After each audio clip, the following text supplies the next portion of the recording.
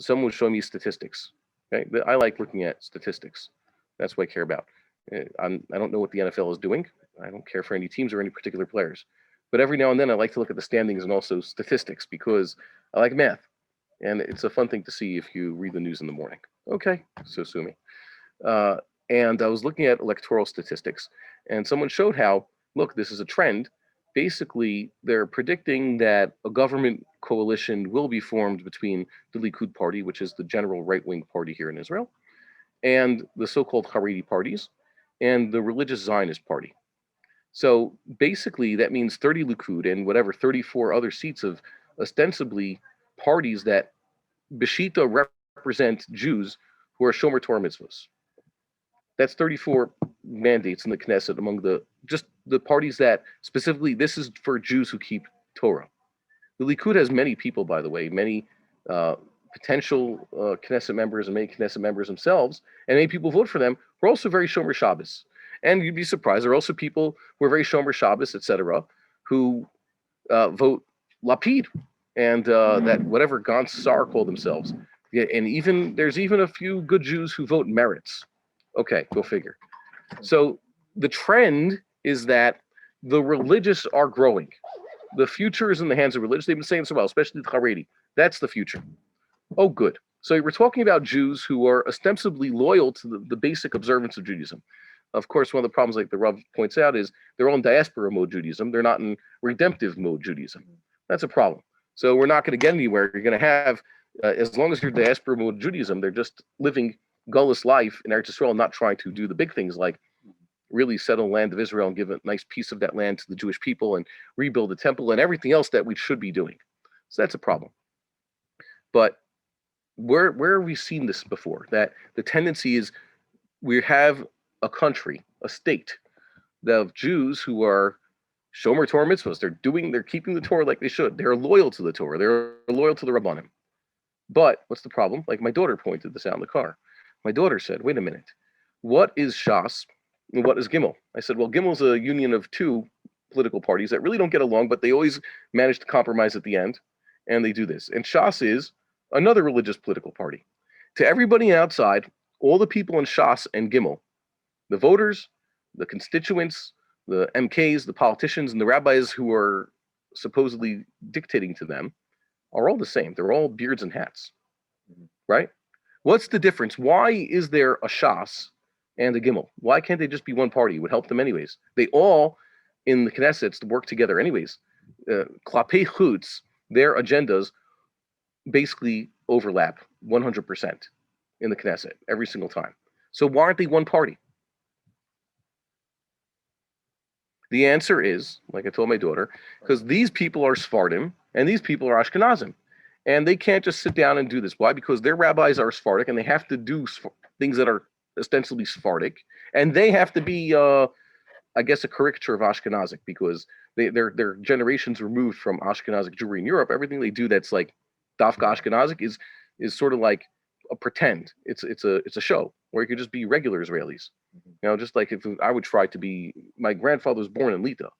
He was born and raised in Lita. I'm from America. I'm not going to decide to, you know what, if my grandfather, who I never met, I'm going to try to speak Hebrew the way he did. I'll try to dress like he did. I'll try to do everything exactly as he did. It's a joke. You know, we grew up in a different culture, but that's what they are. They are different from each other, and that difference means they can't sit together.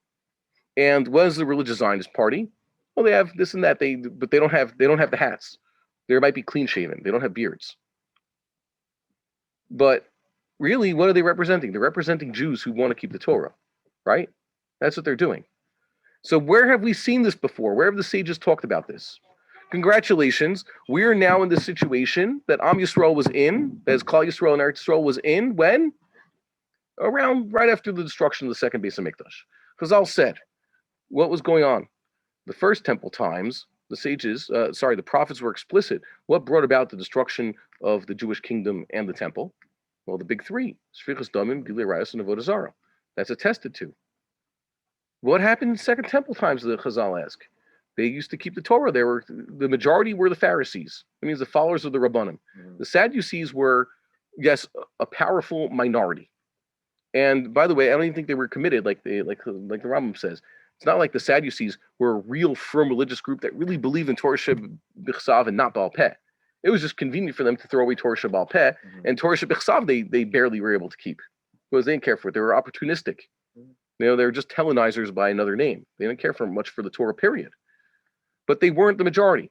So what was it? The majority were keeping the Torah and were loyal to the sages in the end of Second Temple times. So what brought about their demise?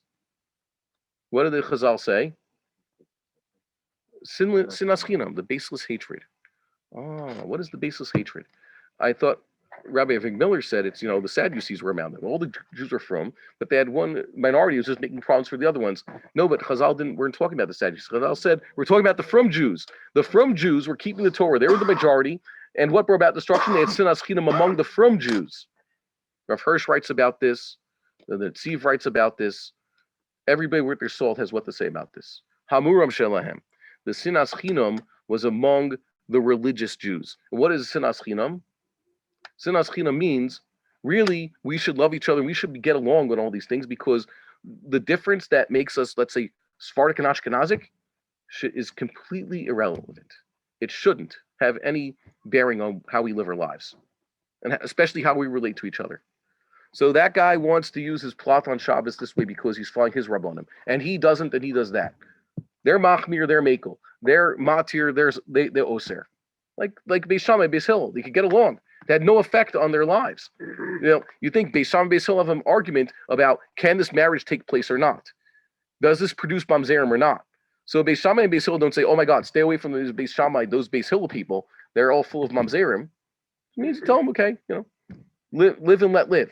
But instead, what do we have the situation? We say that, that guy put out a writing that said, like Rabbi Bar-Hayim did. It says in the Rambam, based on 2 Talmudim, and it's explicit in Rashi and other codes, Kiddush Levana is a bracha you say on Rosh Chodesh, Big Kiddush.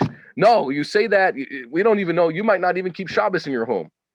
If you're willing to say something crazy like it, because my Luach says, I wait until, the 5th night of this month to say Kiddush Levana, and you're telling me to say Rosh Chodesh, you're going against what the Luach says. You must, I don't even know if you keep kosher in your house. Okay? Maybe you should stay out of our yeshiva. We don't want you around. People should ostracize you.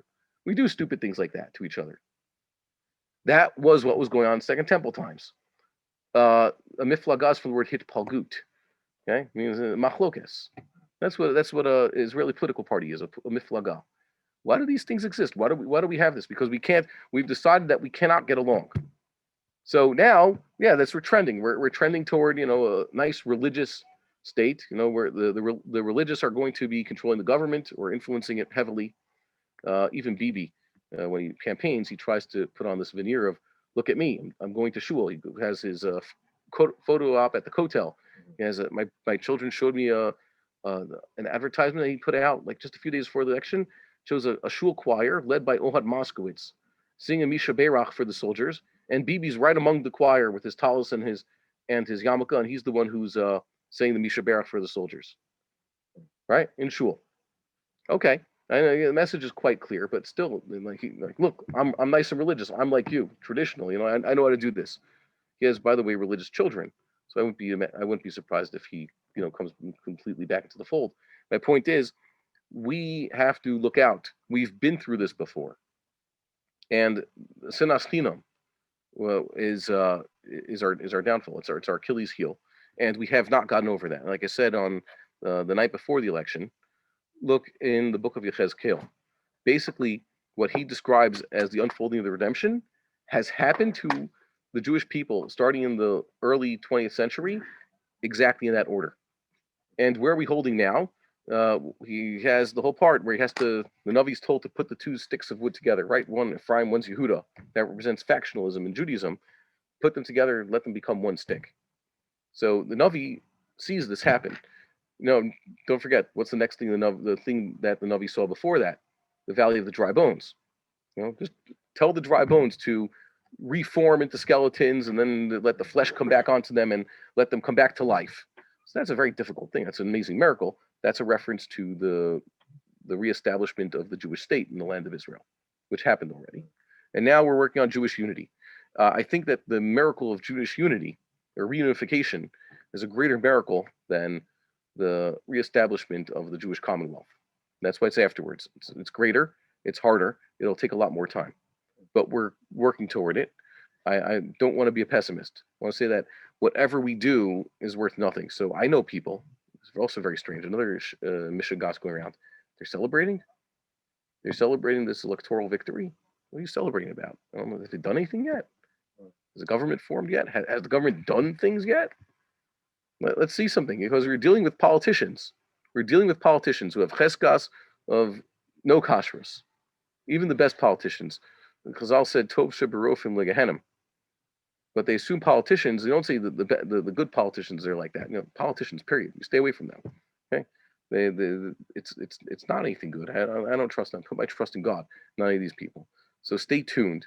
I don't think anybody who's justified celebrating, or already they're doing Tisha B'Av, like I said, the people who think that there's some sort of boogeyman coming up, they've all got it wrong. We have to get along with each other. We have to stop fighting over halakhic things. There should not be different political parties for religious people so that they can look down on each other. That's not the way God intended. I don't think God intended by way elections. I told the guys in the WhatsApp group. Is this a thing that halacha wants, that every single balabas should have a say in the formation of government on such a regular basis?